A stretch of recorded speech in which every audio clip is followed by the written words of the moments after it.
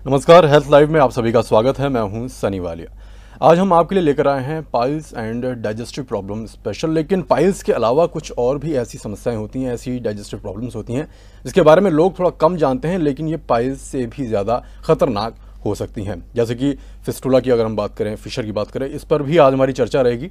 इन सभी बातों पर चर्चा करने के लिए हमारे साथ स्टूडियो में मौजूद हैं doctor Ashish Bhanot, senior consultant bariatric surgery and surgical gastroenterology at Nova hospitals, Delhi. अगर आपका भी पाइल्स से जुड़ा कोई सवाल है या फिर किसी और डाइजेस्टिव प्रॉब्लम के बारे में कोई जानकारी आप चाहते हैं तो स्क्रीन पर दिए गए नंबर्स पर आप अभी हमें कॉल कर सकते हैं। डॉक्टर साहब, आपका स्वागत है।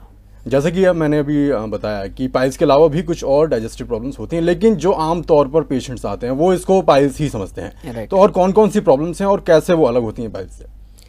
आमतौर पे हमारे पास पेशेंट्स आते हैं जिनकी प्रॉब्लम होती है कि कहते हैं हमको पाइल्स हो गया है, और जब आते हैं हम चेक करते हैं तो आमतौर पे उनके अंदर पेन के कारण एक स्वेलिंग सी बनी हुई होती है, जो काफ़ी बार एक फिशर होता है, इसको मतलब एक कट लगना बोलते हैं जी, राइट, जख्म हो जाता है। एक जख्म होता है। इसी तरह बहुत सारे पेशेंट्स ऐसे आते हैं जो फिशर बोल रहे होते हैं या पाइल्स बोल रहे होते हैं और एक्चुअली उनके फिस्टुला होता है। फिस्टुला फिर एक अलग बीमारी है जिसके अंदर एनस जो होता है, जहाँ से लैट्रिन बाहर आती है, टॉयलेट पास करते हैं, उसके अराउंड एक छोटा सा छेद बन जाता है या एक छोटी सी फिंसी हो जाती है जिसमें से बार बार पस निकलती रहती है। कई बार उसके अंदर से खून भी निकलता है, पर आमतौर पे बार बार उसके अंदर मवाद पस बन जाती है जिससे पेशेंट को बहुत ज़्यादा पेन होती है। वो पेन होके वो फूट जाता है, उसके बाद से पस निकल जाती है, पेशेंट थोड़ा टेम्परेरी रिलीफ होता है, पर अगेन 2 महीने बाद 3 महीने बाद फिर उसके अंदर पस भर जाती है। तो ये प्रोसेस चलते चलते धीरे धीरे बीमारी अंदर इतनी ज़्यादा पकड़ बढ़ा लेती है कि एक तरह से कैंसर से भी ख़राब बीमारी कह सकते हैं कि वो धीरे धीरे बार बार पेन हो रही है, पस निकल जाती है, दर्द ठीक हो जाता है, पेशेंट कहता है अब मैं ठीक हूँ, पर अंदर के अंदर बीमारी बढ़ती जाती है। तो उसको फिस्टुला बोला जाता है। बिल्कुल। थर्ड जो है, सबसे पहले जैसे हमने बात करी थी पाइल्स की, जो पाइल्स है इस जिसके अंदर एक अंदर के भाग में, लैट्रिन के गुदा के भाग के अंदर, हम सभी के अंदर एक 3 मसे होते हैं, एक जिनके अंदर थोड़ी स्वेलिंग होने के कारण उसके ऊपर की जो वेन्स होती हैं वो फूल जाती हैं, और जब भी हार्ड लैट्रिन होती है तो वो उनके अंदर से वो जब पास निकल होती है तो खून आना शुरू होता है, जिसको पाइल्स बोला जाता है। पाइल्स आमतौर पे बिना दर्द के होती हैं, पर जरूरी नहीं है कि सभी पाइल्स पेनलेस हों। कुछ पाइल्स कई बार यही मसे बाहर आ जाते हैं तो दर्द करते हैं, कई बार इसी मसे के अंदर बहुत ज़्यादा बड़े होने के कारण गैंग्रीन हो जाती है, तब बहुत ज़्यादा दर्द होती है। पर पाइल्स, फिशर और फिस्टुला 3 अलग बीमारी हैं। पाइल्स के अंदर मेनली ब्लीडिंग होती है, फिशर के अंदर मेनली पेन होती है, और जो फिस्टुला होता है इसके अंदर कभी कभी थोड़ा बहुत खून आना और मेनली पस डिस्चार्ज आना और बहुत ज़्यादा दर्द होना और रुक जाना फिर होना, ये सिम्टम रहते हैं। बिल्कुल, ये काफ़ी सीरियस प्रॉब्लम्स हैं, और जैसे कि कुछ इमेजेस भी आपने मेरे को दिखाई थी तो उसमें देखा जा रहा था कि कितनी प्रॉब्लम पेशेंट को होती होगी। अब सवाल यहाँ पर यह है कि अगर पाइल्स होती है किसी को, क्या यही आगे चलकर फिशर या फिर फिस्टुला का रूप ले सकती है? नहीं, पाइल्स आमतौर पे अलग तरह से प्रेजेंट करती है। पाइल्स मेनली आमतौर पे पेशेंट आते हैं हमारे पास ब्लीडिंग की हिस्ट्री के साथ कि बार बार ब्लड आता है, बंद हो जाता है, फिर आता है, फिर बंद हो जाता है।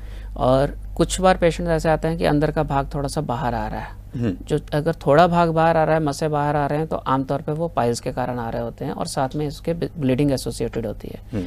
कई बार ऐसे भी पेशेंट आते हैं जिसके अंदर पूरा टॉयलेट का जो अंदर का रेक्टम का भाग होता है, गुदा का भाग, टोटल बाहर आना शुरू हो जाता है, जिसको हम अलग रेक्टल प्रोलैप्स बोलते हैं। वो रिलेटिवली डिफरेंट प्रॉब्लम है एज कम्पेयर टू पाइल्स, पर ऐसे भी पेशेंट हमारे पास आते हैं जिनका ऑपरेशन के द्वारा इलाज संभव है और वो ठीक हो जाते हैं। क्या पाइल्स के अलग अलग प्रकार भी हो सकते हैं?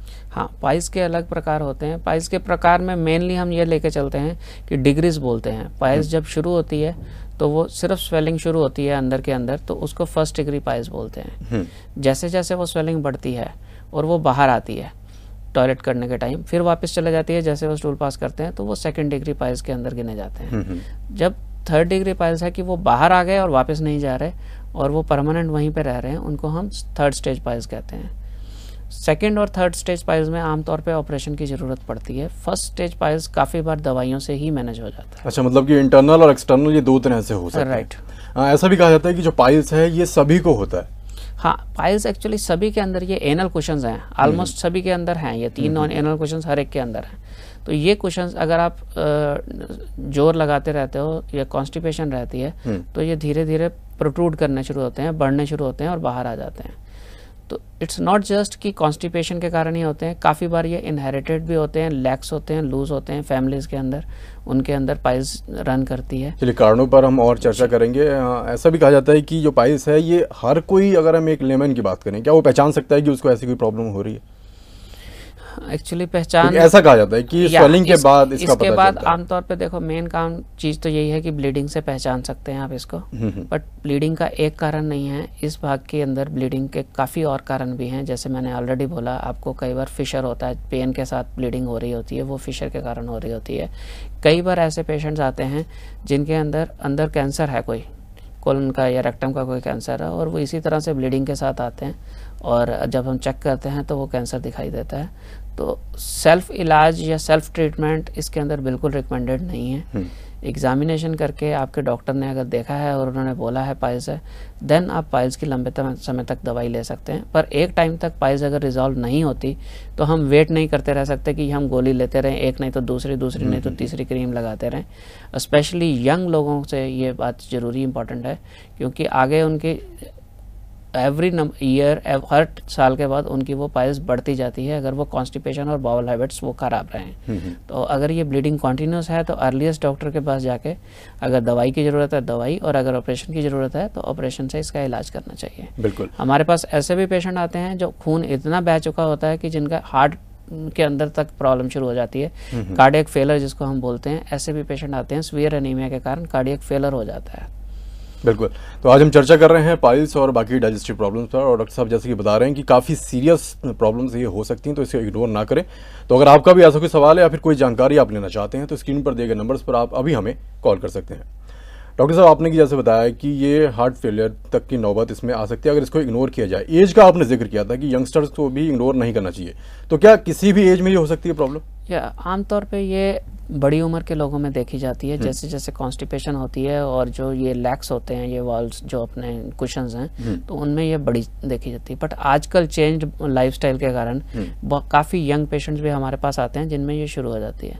अगर बहुत एल्डरली होते हैं तो हमारा ये फर्स्ट एम होता है कि उनको मेडिसिन से आगे चलाते जाएं ताकि उनको सर्जरी से बच सकें। बट अगर यंगर एज ग्रुप में ये प्रॉब्लम आ जाती है तो हम स्ट्रेट अवे क्योंकि काफ़ी सेफ और अच्छी सर्जरीज अवेलेबल हैं जिसमें ना दर्द होती है, एक ही दिन में पेशेंट आता है, ऑपरेशन करा के छुट्टी करके कई बार सेम डे भी घर चला जाता है, या मैक्सिमम 24 आवर्स के अंदर छुट्टी हो जाती है।